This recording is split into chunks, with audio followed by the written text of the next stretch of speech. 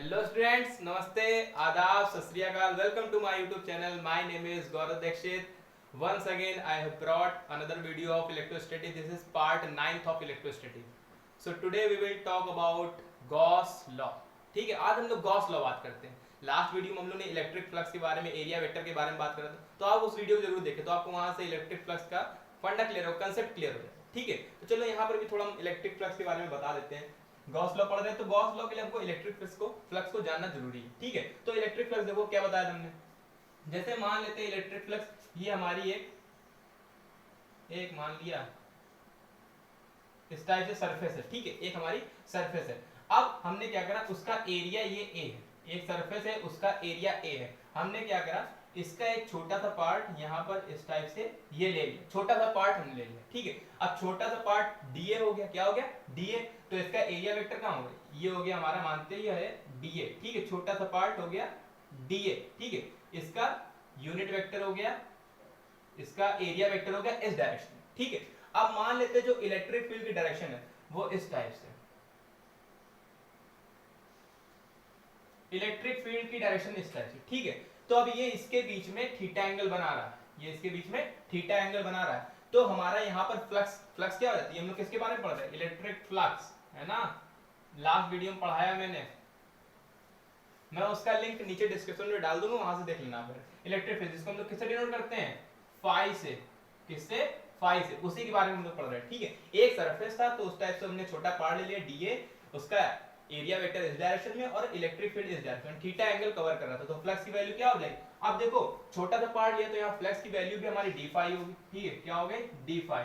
Flux का formula क्या होता है? E DA cos theta. ठीक है, यहाँ पर कौन सा एंगल बनना है? कॉस थीटा बनना है, ईडीए कॉस थीटा। ठीक है, क्लियर हो रहा है? EDA cos theta.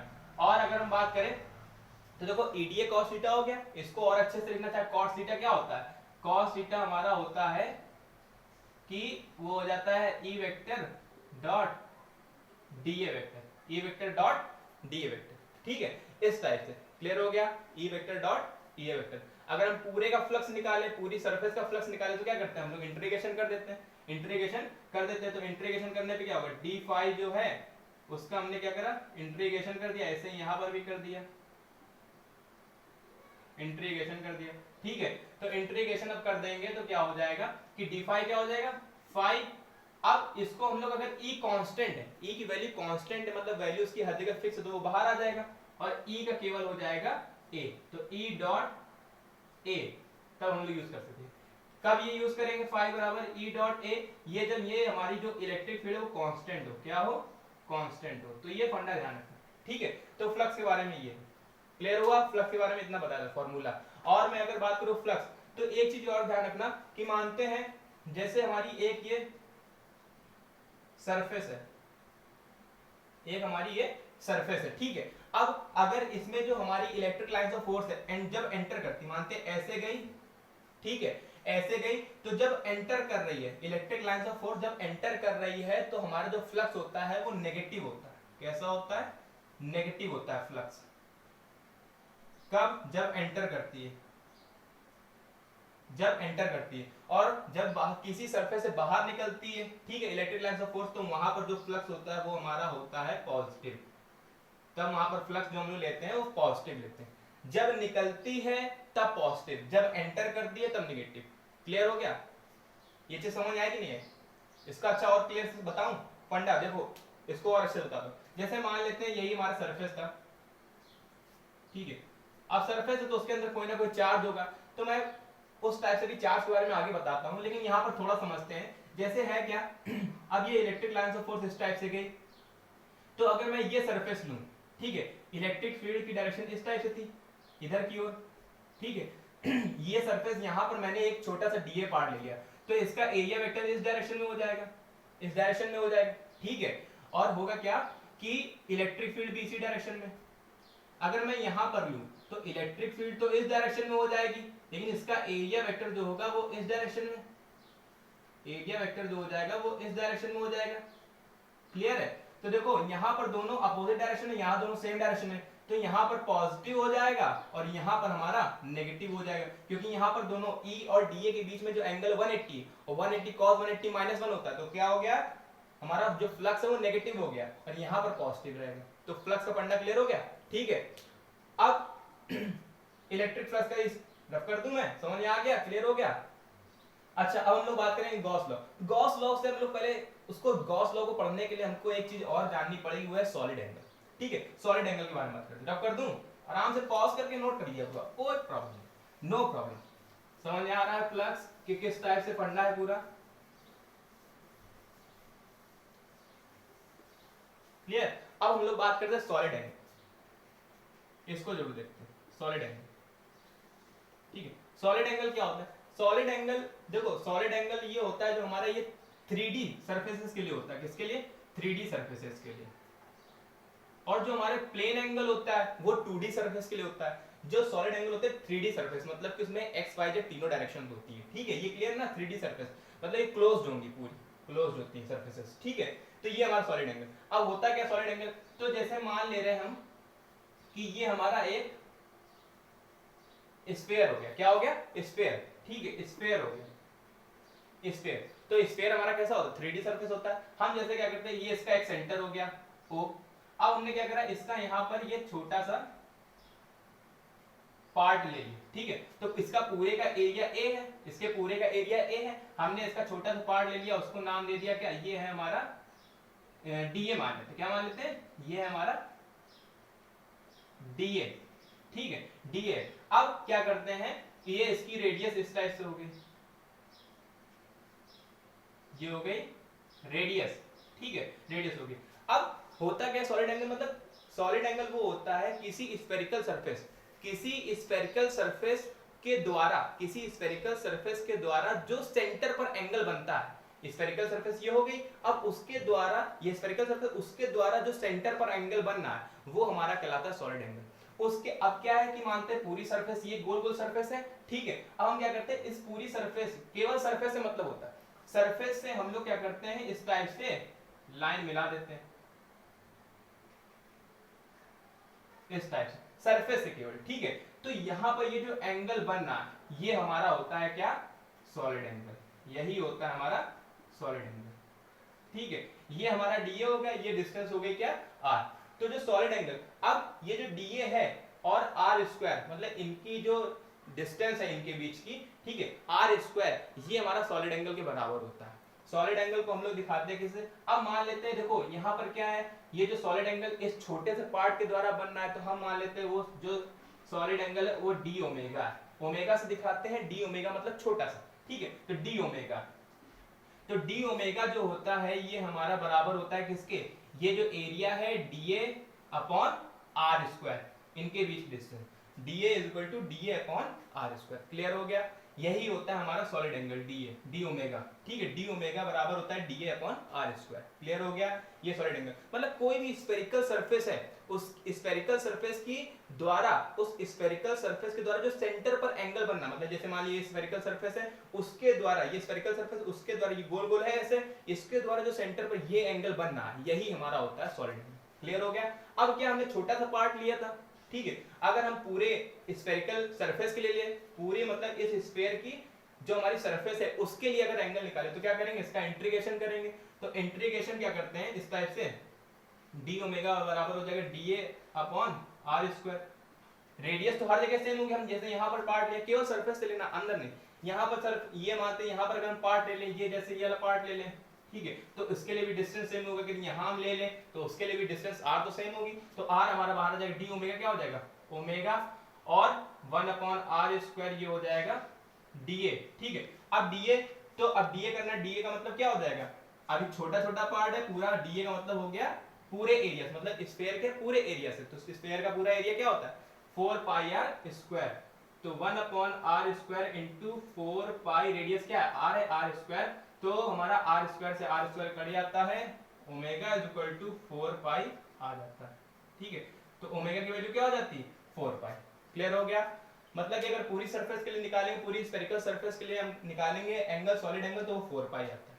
क्लियर हो गया? ठीक है, और d ओमेगा का फॉर्मूला हम लोग cos थीटा के फॉर्म में भी यूज करते हैं। मतलब कि d ओमेगा जो होता है उसको हम लोग DA cos theta upon R square के फॉर्म में भी यूज करते हैं। अगर हमारा जो यूनिट वेक्टर है और जो हमारा डीए है, एरिया वेक्टर और यूनिट वेक्टर के बीच में अगर एंगल बनना हो तो वहां पर हम लोग cos थीटा भी यूज करते हैं।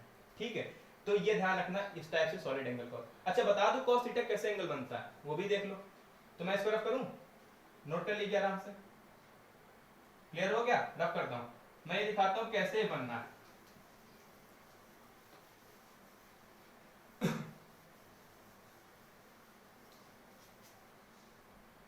जैसे मान लेते हैं कि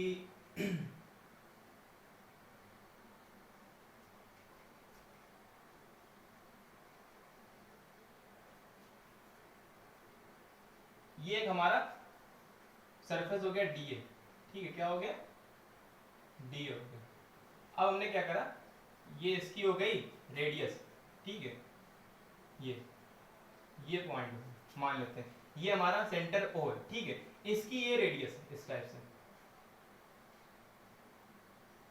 ये इसकी हो गई रेडियस। ठीक है, आर रेडियस हो गई। एक हमारा छोटा सा पार्ट डीए है, हमने उसकी रेडियस आर ले ली। क्लियर है? अब अगर देखा जाए, ठीक है, तो इसका ये जो लाइन है, मतलब ये मानते हैं कि जो एरिया वेक्टर, अब देखो ये पार्ट है। ठीक है, इसका जो एरिया वेक्टर होगा कैसे होगा? परपेंडिकुलर इसके, तो एरिया वेक्टर की डायरेक्शन ये हो जाएगी डीए, एरिया वेक्टर की डायरेक्शन ये। अच्छा, इस एरिया, इस डीए को इस पॉइंट ओ से जो लाइन ज्वाइनिंग है वो रहेगी यूनिट वेक्टर। इस एरिया को मिलाने वाली रेखा, जो इस एरिया है इसको सेंटर से मिलाने वाली रेखा हमारी यूनिट वेक्टर की डायरेक्शन होगी इस टाइप से। ये हमारी क्या हो जाएगी?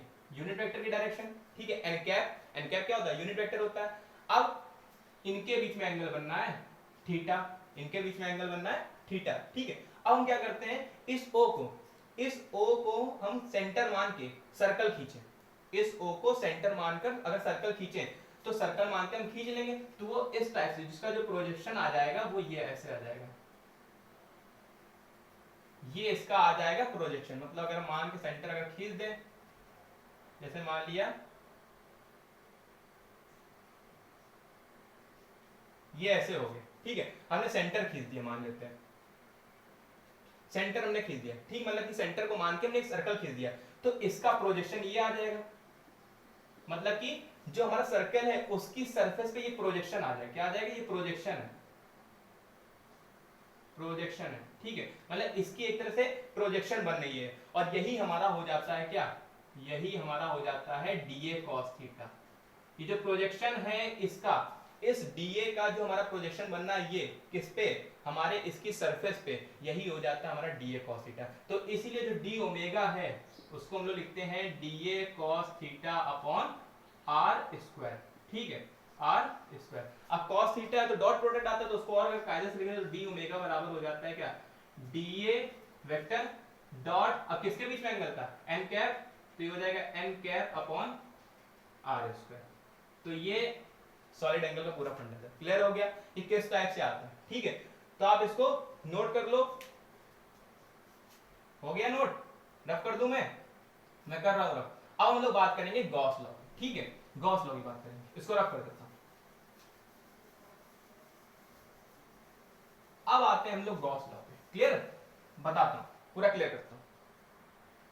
तो अब हम लोग बात करते हैं गॉस लॉ। ठीक है, अब गॉस लॉ पढ़ते हैं। गॉस लॉ है क्या? तो गॉस लॉ सबसे पहले देखते हैं उसकी डेफिनेशन हम लोग। ठीक है, गॉस लॉ, गॉस हमारे एक वैज्ञानिक थे, उन्होंने पूरा फंडा बताया किस टाइप से ये क्या है लॉ। अब देखते हैं, तो देखो डेफिनेशन क्या है इसकी, the total electric flux, the total electric flux through any closed surface, और क्लोज सरफेस को ही हम लोग बोलते हैं क्या? 3D सरफेस, 3D सरफेस को बोलते हैं, 3D सरफेस है ना। क्लोज सरफेस को हम लोग 3D सरफेस बोलते हैं। The total electric flux through any close surface is 1 by epsilon naught times 1 by epsilon naught times of net charge q enclosed by the surface।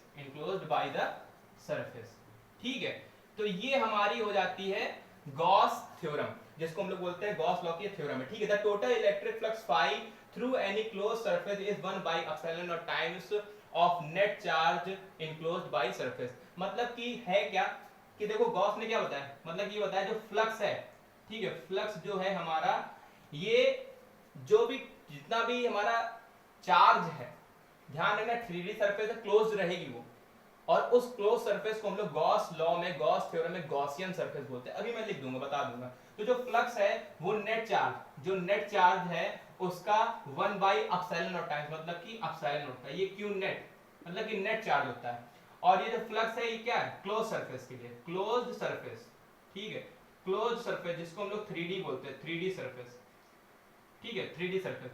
तो ये हमारा गॉस लॉ का formula हो जाता है, ठीक है। और आगे कुछ कुछ किताबों में ऐसे भी लिख देते हैं क्या, क्योंकि फ्लक्स का दूसरा ही फॉर्मूला होता है E डॉट dA, तो वो इस टाइप से वेक्टर E डॉट dA और उसका वेक्टर E डॉट dA और इस टाइप से ये फाई यहां बना देते हैं, ये फाई टाइप में बना देते हैं, ठीक है। ये क्या होता है, इसका मतलब होता है ये अगर ये बीच में फाई टाइप में बन जाए, देखो इंटीग्रेशन तो इस टाइप से, अगर बीच में ये लग गया तो मतलब क्लोज सरफेस की बात हो रही है, किसकी बात हो रही है, क्लोज सरफेस, क्लियर है। तो आगे ये भी लिख देते हैं, तो ये हमारा क्लोज सरफेस के लिए, ठीक है। तो फ्लक्स की जो वैल्यू है q net bye epsilon not E dot dA, ये हमारा होता है गॉस लॉ।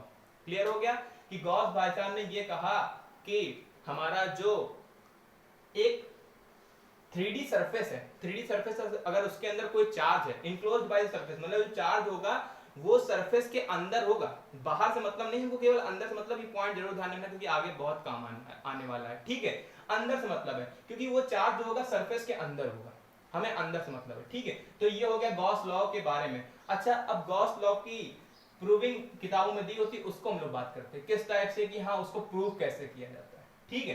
तो मैं इसको रफ करता हूं, इसको आप नोट कर लो, हो गया नोट, रफ कर दूं, ठीक है। तो ये चीज हो गई। अब हम लोग इसका देखो, एक्चुअली में इस लॉ का कोई प्रूफ नहीं होता, ठीक है, प्रूफ नहीं है, लॉ है भाई, ठीक है, प्रूफ कुछ नहीं होता, बस क्या है खाली हाँ उसको दिखा रहे हैं किस टाइप से हाँ प्रूव होके आ रहा है, बस वो चीज है। अब मान लेते हैं कि जैसे यहां पर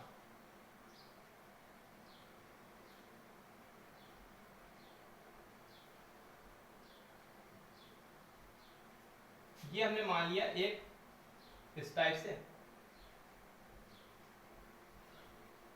एक सरफेस है, ठीक है, ये एक हमारा सरफेस है जिसका एरिया ए है, जिसका एरिया ए है, ठीक है।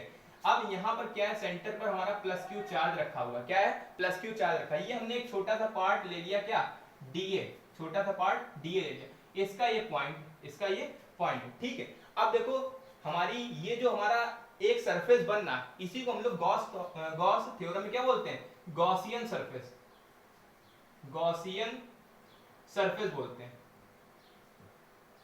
गॉसियन सरफेस मतलब इमेजिनरी सरफेस होती है, हमने इमेजिनरी मानी है, ठीक है। तो ये गॉसियन सरफेस क्या होता है, ये इमेजिनरी होती है, ध्यान रखना। तो प्लस क्यू चार्ज है, इसकी रेडियस हो गई इस टाइप से आर हो गई, यहां पर बनेगा क्या हमारा सॉलिड एंगल जिसको हम लोग बोलते हैं डी ओमेगा, ठीक है, इस टाइप से डी ओमेगा। अब अगर देखो तो ये प्लस क्यू चार्ज है, अब इसके कारण क्या होगा, इलेक्ट्रिक फील्ड निकलेगी इससे, और वो भी कहां से, सेंटर से निकलती है, रेडियली आउटवर्ड, ठीक है। तो सेंटर, तो इसकी इलेक्ट्रिक फील्ड इस डायरेक्शन में ऐसे हो जाएगी, इलेक्ट्रिक फील्ड की डायरेक्शन क्लियर है, इलेक्ट्रिक फील्ड की डायरेक्शन इस प्लस क्यू चार्ज से रेडियली आउटवर्ड। अच्छा देखो इस टाइप से सरफेस है, अगर इसका एरिया वेक्टर देखें थोड़ा तिरछा टाइप में, तो इसका जो एरिया वेक्टर हो जाएगा वो इस डायरेक्शन में होगा, इसका एरिया वेक्टर इस डायरेक्शन में होगा, थोड़ा तिरछा टाइप में है ना, मतलब कि थोड़ा स्लैंट टाइप में बना हुआ है। अब इनके बीच में क्या है, इनके बीच में एंगल है थीटा, और ये पॉइंट हम मान लेते हैं P, क्या है P, ठीक है। इस टाइप से पूरा क्लियर हो रहा है, किस टाइप से पूरा फंडा समझ आ रहा है कि हमने एक सरफेस ली, उसका एक छोटा सा पार्ट डीए ले लिया, और हमारे सेंटर पर प्लस क्यू चार्ज रखा है, यहाँ पर सॉलिड एंगल बनना है, प्लस क्यू चार्ज से हमारी इलेक्ट्रिक फील्ड रेडियली आउटवर्ड, और हमारा जो ये सरफेस था उसका एरिया वेक्टर भी इसी डायरेक्शन में, तो यहाँ पर थीटा एंगल कवर हो रहा है, ठीक है। अब हम लोग बात करते हैं, देखो अब यहाँ पर अगर हम फ्लक्स की बात करें, किसकी, फ्लक्स की बात करें, तो फ्लक्स का फॉर्मूला क्या होता है, फ्लक्स का फॉर्मूला अब सीधे बताना चाहो तो देखो गॉस लॉ ने, गॉस हमारे जो गॉस साइंटिस्ट थे उन्होंने सीधे बताया कि आप यहाँ पर क्या है, सीधे वैल्यू बता दो, q बाय एप्सिलॉन नॉट होती है।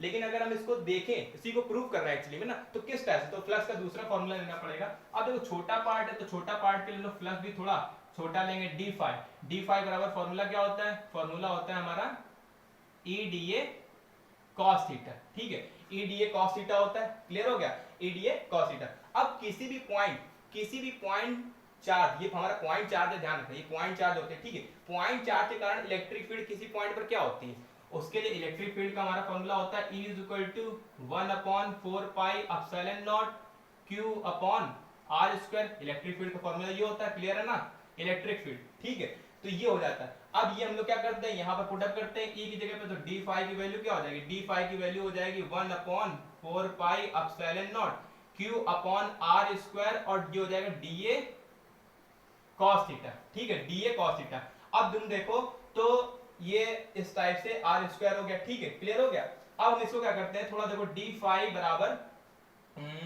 ये जो Q upon 4 pi epsilon not हमने ऐसे लिख लिया, ठीक है, और ये dA cos theta upon R square, dA cos theta upon R square, इसको ऐसे लिख लिया। अभी हम लोग ने इसके थोड़ी देर पहले पढ़ा क्या, ये सॉलिड एंगल d ओमेगा किसके बराबर होता है, dA cos theta upon R square के बराबर होता है, तो हम इसकी जगह क्या लिखेंगे, d फाई बराबर हो जाएगा Q upon 4 pi epsilon not, इसकी जगह लिखेंगे हम लोग d ओमेगा, ठीक है, क्योंकि अभी हम लोग ने पढ़ा है d ओमेगा जो होता है ये किसके बराबर होता है, dA cos theta upon R square के बराबर होता है, ठीक है, तो यहाँ पर वैल्यू पुट अप कर दी। अब क्या है कि फ्लक्स हम छोटे पार्ट के द्वारा निकालते हैं, अगर पूरी सरफेस के लिए निकाले, पूरी सरफेस के लिए निकाले, फॉर होल सरफेस, ठीक है, फॉर होल सरफेस अगर हम देखें तो टोटल फ्लक्स हो जाएगा क्या, टोटल फ्लक्स, तो अब क्या करना पड़ेगा हमको, इसका इंटीग्रेशन करना पड़ेगा, तो इंटीग्रेशन कर देते हैं भाई, चलो d फाई हम टोटल मान लेते हैं, ठीक है, तो अब इसका करना पड़ेगा, तो इंटीग्रेशन हमारा इस टाइप से हो गया Q upon 4 pi epsilon not और d ओमेगा। अब देखो चार्ज तो हमारा फिक्स है, उसकी वैल्यू फिक्स उतनी ही रहेगी, वो वैल्यू जो भी होगी फिक्स रहेगी, ठीक है, तो ये पार्ट हमारा कांस्टेंट हो गया, बचेगा केवल d ओमेगा, तो d फाई t क्या हो जाएगा, उसका हमारा पूरे का निकाले तो टोटल फ्लक्स फाई t हो जाएगा, मतलब फाई टोटल बराबर Q upon 4 pi epsilon not, ये हो जाएगा d ओमेगा, ठीक है। अब d ओमेगा, पूरी d ओमेगा की वैल्यू, d ओमेगा मतलब क्या हो जाएगा, उसका इंटीग्रेशन हो गया Q upon 4 pi epsilon not, वो हो जाएगा हमारा केवल ओमेगा, ठीक है, केवल ओमेगा हो जाएगा। अब ओमेगा की वैल्यू हम लोगों ने पढ़ी है, अभी यहाँ पर देख लेते हैं, इस जगह पे ओमेगा की वैल्यू पढ़ी क्या थी, तो ये फाई टोटल जो हो जाएगा Q upon 4 pi epsilon not, omega की वैल्यू पढ़ी 4 पाई, लास्ट निकाल के लाए थे हम लोग, ठीक है, तो 4 पाई से 4 पाई कैंसिल हो गया, और यहाँ पर फ्लक्स टोटल की जो वैल्यू है देखो Q अपॉन एप्सिलॉन नॉट निकल कर आ जाती है, ठीक है, तो देखो ये हमारा प्रूव हो गया इस टाइप से कि हम लोग देखो कैसे, अब कोई चार्ज है इनक्लोज्ड है किसी सरफेस के द्वारा, तो वहां पर फ्लक्स हम लोग इस टाइप से निकाल लेते हैं, क्लियर हो गया, अंदर ही होना चाहिए, उसके अंदर में ध्यान रखना, मैं बार बार बोल रहा हूं, किसी भी सरफेस के अंदर चार्ज अंदर होना चाहिए, मतलब सरफेस के चार्ज अंदर होना चाहिए, बाहर नहीं होना चाहिए। अभी इसी टॉपिक पे मैं बात करूं, आप इसको पहले नोट कर लीजिए, फिर मैं आगे इसके आगे कुछ बातें बताता हूं, ठीक है, आराम से नोट कर लीजिए, नोट हो गया, रफ कर दूं, समझ में आ गया किस टाइप से था कि हाँ हमने कैसे प्रूव करा, तो आराम से फ्लक्स की वैल्यू जो हमारी, जो फ्लक्स है ये क्लोज सरफेस, ठीक है, तो वहां पर हमारी इस टाइप से वैल्यू निकल कर आ जाती है, क्लियर है।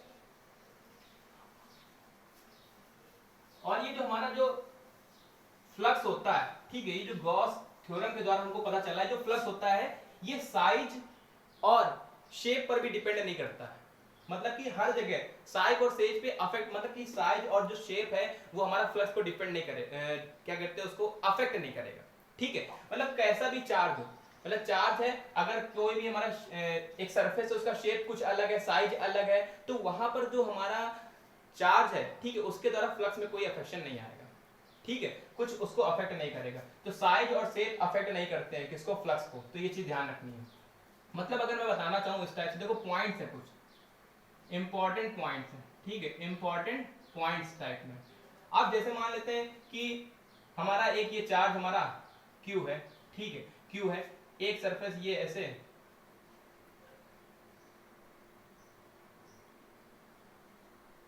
एक हमारा ये सेंटर पर चार्ज Q है, ठीक है, अब ये, अब हम क्या करते हैं कि एक दूसरी सरफेस, उसकी रेडियस मान लेते हैं हमारी R हो गई, ठीक है, दूसरी हमने सरफेस बना ली, जिसकी हमारी जो रेडियस है वो हमारी 2r है, ठीक है, एक हमने तीसरी और सरफेस बना ली, ठीक है, पार हो गई बेटा, ध्यान रखना है ना, थोड़ा चली गई ऊपर। अब इस टाइप से मान लिया इसकी जो रेडियस है वो 3r है, ठीक है। तो अब ये जो q चार्ज है इसका जो फ्लक्स होगा वो इस सरफेस पे भी सेम होगा। अब इससे जो रेजेस इलेक्ट्रिक फील्ड लाइंस निकलेंगी वो तो हर जगह निकलेंगी, वो तो इस डायरेक्शन में भी निकलेंगी है ना, वो तो इस डायरेक्शन में भी निकलेंगी, वो ऐसे भी निकलेंगे, हर जगह निकलनी है। तो जो इससे इलेक्ट्रिक फील्ड लाइंस होंगी वो तो हर जगह निकलनी है, इस डायरेक्शन में भी निकलनी है, ठीक है। तो फ्लक्स जो है वो इस सरफेस पे भी सेम होगा, इस सरफेस पे भी सेम होगा, इस सरफेस पे भी सेम होगा। साइज और शेप नहीं इफेक्ट करता है फ्लक्स को, तो ध्यान रखना है इस टाइप से। अब कोई भी शेप, जैसे मान लिया यही हमारा शेप है, ठीक है, इस टाइप से, तो इसके अंदर चार्ज रखा है तो इससे कोई दिक्कत नहीं। यहाँ पर फ्लक्स की वैल्यू क्या हो जाएगी, फ्लक्स की वैल्यू हो जाएगी फाई बराबर हमारा क्यू आई एप्सिलॉन नॉट, यहाँ पर फ्लक्स की वैल्यू हो जाएगी। क्लियर हो गया। तो साइज और shape doesn't affect the total flux, total flux को अफेक्ट नहीं करते हैं, ठीक है। तो ये क्लियर हो गया, मैं इसको रफ कर दूं। तो ये पहला पॉइंट मानते हैं, पहला एक तरह से पॉइंट है। अब दूसरा पॉइंट देखते हैं। दूसरा पॉइंट क्या कहता है,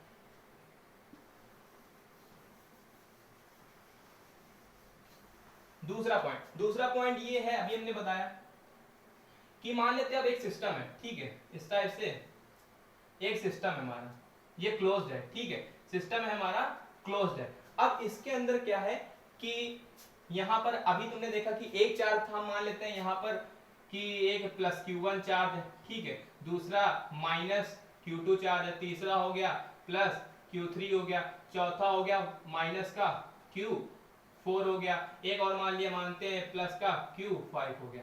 अब हम तुमसे पूछें कि फ्लक्स की वैल्यू क्या होगी, फ्लक्स की वैल्यू क्या होगी इस पूरी सर्किट। अभी तो एक चार्ज था तो वहां तो चलो समझ आ गया, अब यहाँ पर मल्टीपल चार्जेस हैं, बहुत सारे चार्जेस हैं, ठीक है। तो यहाँ पर वैल्यू क्या हो जाएगी, तो यहाँ पर जो फ्लक्स की वैल्यू है वो हमारा, ध्यान रखो, ये जितने भी चार्जेस हैं इनके अलजेब्रिक सम, चार्जेस के अलजेब्रिक सम के बराबर फ्लक्स की वैल्यू होगी, मतलब विद साइन लेंगे हम लोग फ्लक्स में।